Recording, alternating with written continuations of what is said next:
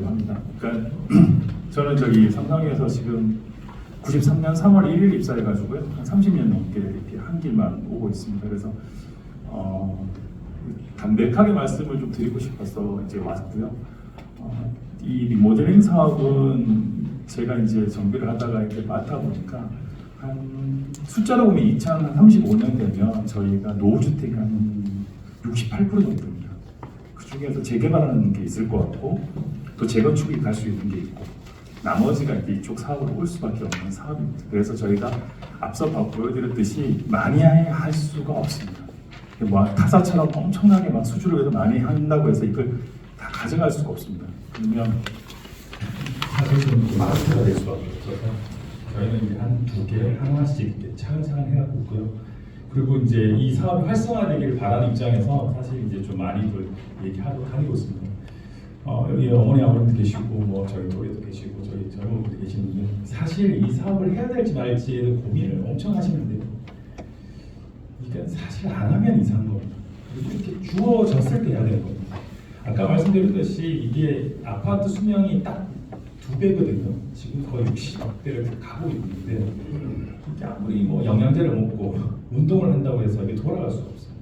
근데 나중에 늦어지면 늦어질수록 왜 자꾸 빨리 하라고 하냐면 보수 보관비가 들어갑니다. 다 부수고 짓는 게 아니고 있는 걸 하거든요. 그 나중에 보시다 보면 아파트마다 지금 층고도 다 다르신 건 모르시잖아요. 그러니까 지은데 똑같다고 생각하면 그렇지 않습니다. 다 오차가 있고 다 허물어져 있고 우리 보강하는 비용이 많이 들어갑니다.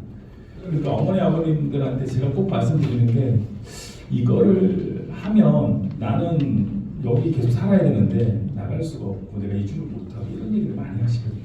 그래서 그거 몇 가지 말씀드립니다.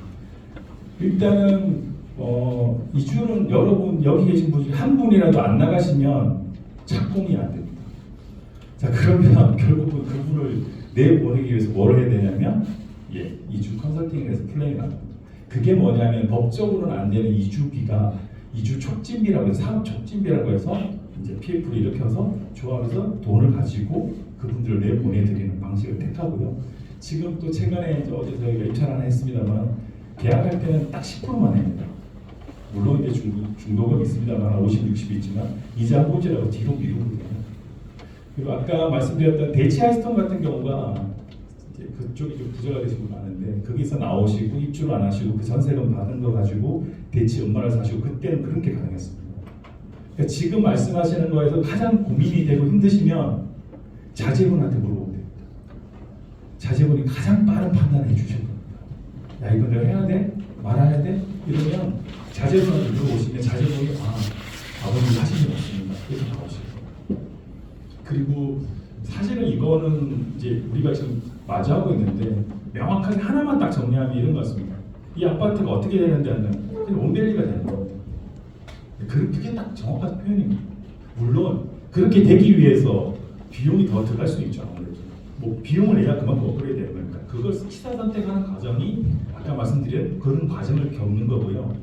지금 아까 예선 보선 말씀드렸지만 이 동의서를 왜 자꾸 하라고 하냐면 이거 사실 법적 근거 그렇게 없는데 이게 우리가 도시민주거환경정비법에서 도정법에는 이게 사인하고 지장축구 신고축하고 뭐 이런 게 있는데 주택법 사실은 없습니다. 없는데 이 사업이 많이 안 하다 보니까 공무원들이 꼭 찾아요 서류를. 그럼 자꾸 도정법 기준으로 얘기하니까 어머니 아버님들이 나가시다가 도장을 딱 찍으려고 하면 뭔가 이렇게 법적으로 엄청 한 것 같은 느낌을 받으시거든요.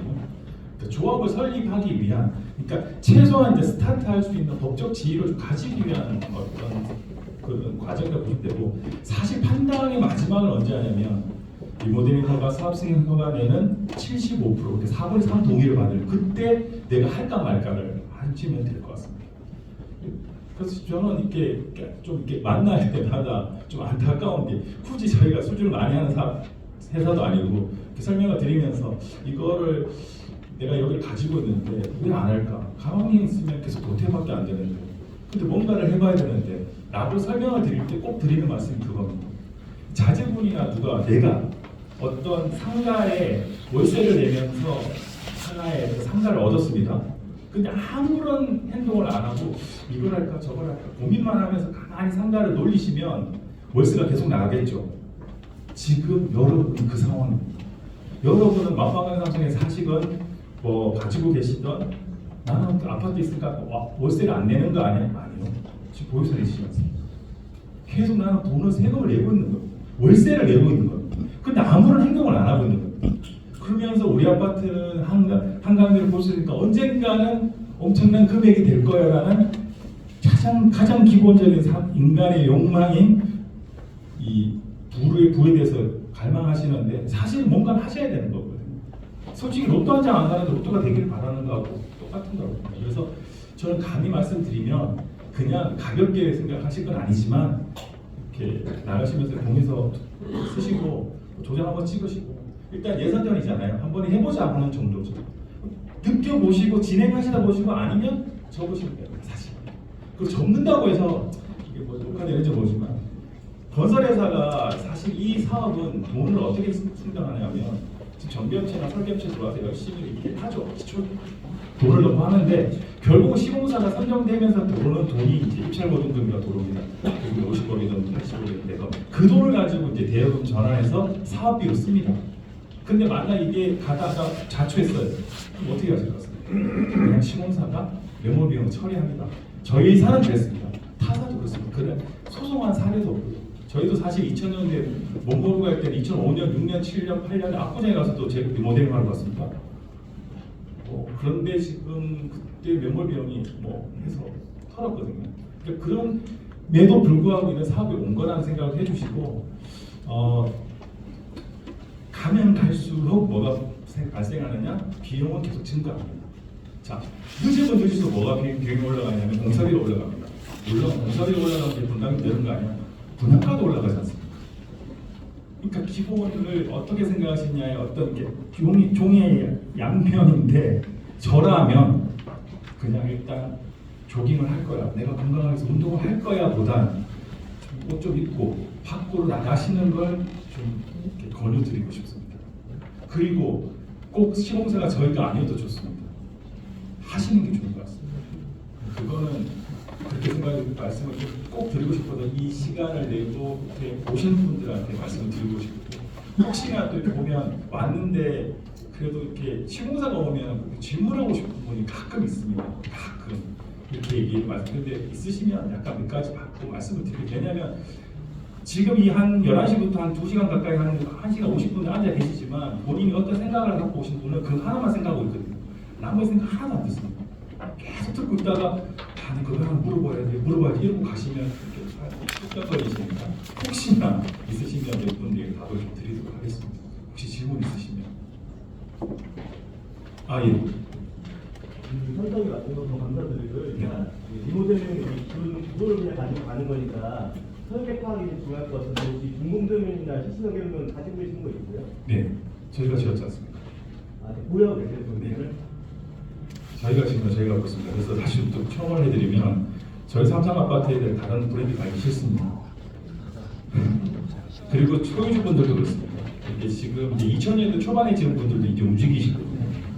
25년 됐는데 왜냐하면 그분들이 아까 재건축은 298%, 295%거든요.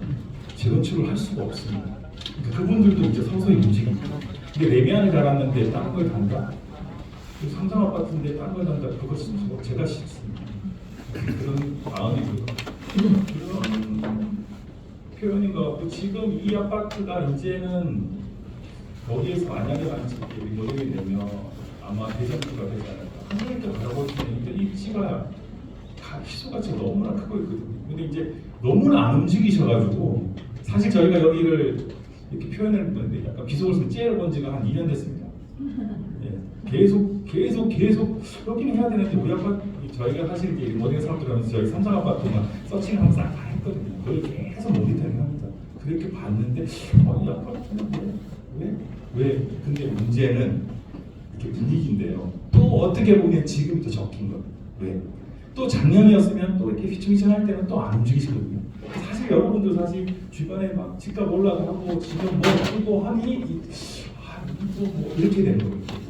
또 분위기도 타고 사이클도 타는데 한시라도 좀 빨리 가야 빨리 끝나고 빨리 정리하고 저희는 이 사업을 바라볼 때 그렇게 봅니다. 삼성을 내가 지었으면 삼성 아파트 끝까지 책임지겠다는 게 저희 경영층에 대한 생각입니다. 그게 사회공헌이죠. 왜? 삼성 아파트 지었는데 초고층 되는 손자, 손녀 저 밑에서 지을 때까지 기다릴 수는 없잖아요. 그럼 이 공간의 사이에 있는 틈을 지금 이 리모델링 사업으로 한번 업그레이드 시키시고 손자, 손녀로 가실 때는 사실 초고층 재건축이 되겠죠. 그때는 또 그 분위기에.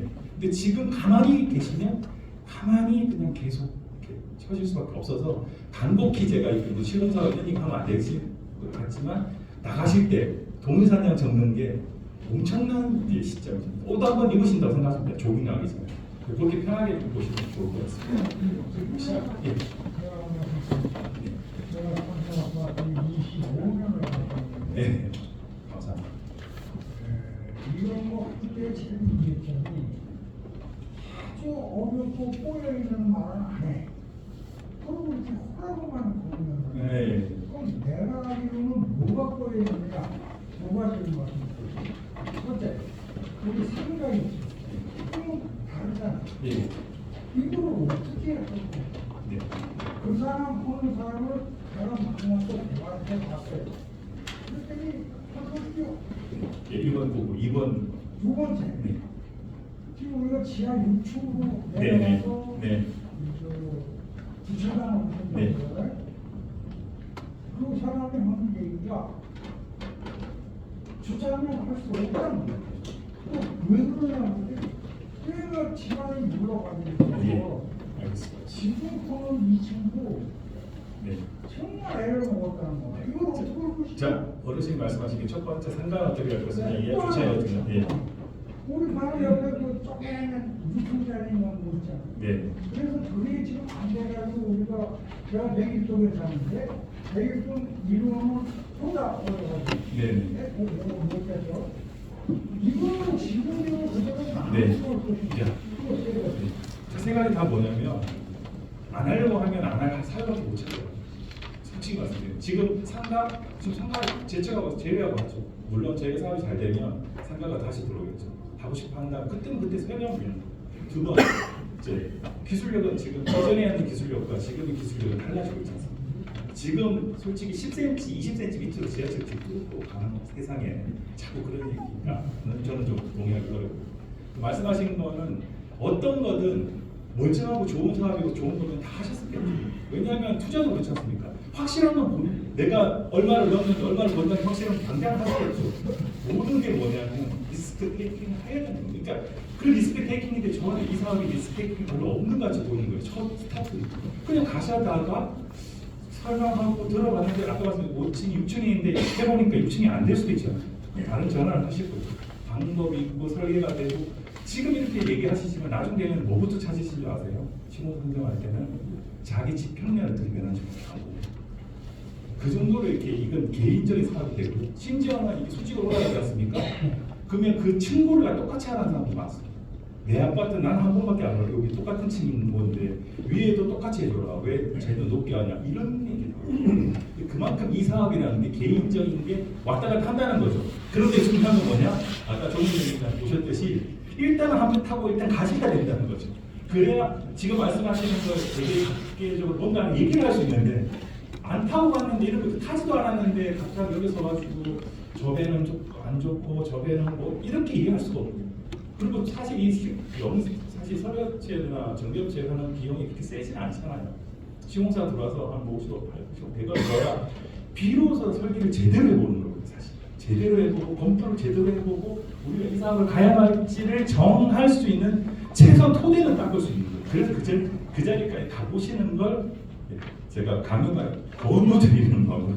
그래서 솔직히 짱짱을 치는 거예요. 가실 때 접수대에서 도장 한번 찍으시고 가시는 걸 말씀드리겠습니다. 마지막 얘기 왜냐면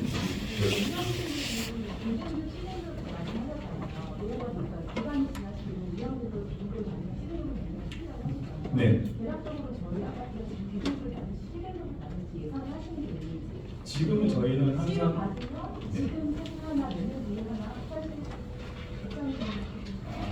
가면 갈수록 이게 아까 말씀하셨는데 몇 년 뒤에 하는 거에 차이가 딱 그겁니다. B를 받지 C를 받지 누구도 모르죠. 그러나 저희가 가정할 때는 최선을 보죠. 저희는 필요하고 생각합니다. 왜 저희가 지었을까? 팀장이 지었을까 보고.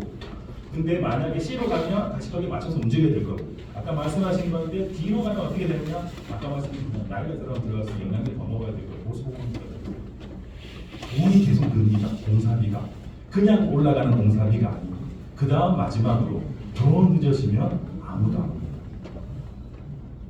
그러다가 만약에 이 용적률을 가지고 있는데 그럴 게 없으면 계속 계시면 D가 되잖아요. 그럼 아무도 안 와요. 재건축밖에 못 가잖아요. 그러면 솔직히 본관이나 지금 일단 뭐 제가 선택도 싼 편으로 나가고 있습니다만 그 사업장이 몇 군데가 나고 있습니다. 2주 들어가고 나가고 하면 3년, 5년 가죠. 그 다음에 그 다음 타자면 한 40개를 앉으면 저기 뒤에 있는 선수는 저기 죄송하지만 한 10년 뒤에나 잘 승부는 그 150%, 180%가 더 있거든요. 그래서 말씀을 드리면 아까 등급 이런 소소한 것보다는 약간 홍보를 보고 좀 가셨으면 하는 마음. 제가 이제 한시